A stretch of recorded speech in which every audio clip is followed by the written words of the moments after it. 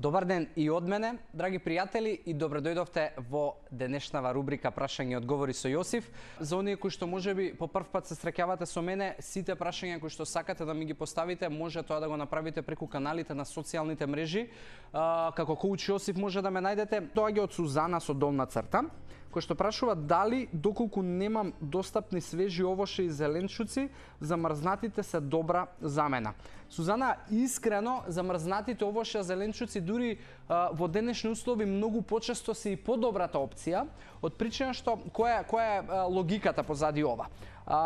Овошјата кои што се замрзнуваат секогаш се берат во нивниот најзрел период, а тоа значи дека во тој период се со најмногу и најголема хранлива, односно нутритивна вредност. И кога ќе замрзнете вие овошје или зеленчук кое што веќе е спремно за јадење, односно е созреано доволно добро, тоа значи дека ќе ги зачуваш нутритивните вредности на дол крок, бидејќи е замрзнато. За разлика од тоа, денеска многу свежи овошја кои што ни се пласираат во маркетите и кои што ние ги зимаме на трпеза, се набрани многу порано, за да имаат подобар транспорт и подобро складирање и да може да стојат можеби неколку дена во маркетите или во транспортните средства, а тоа прерано собирање значи дека недоволно се сохранливи вредности. Така да замрзнатите овошја се сосема добра опција.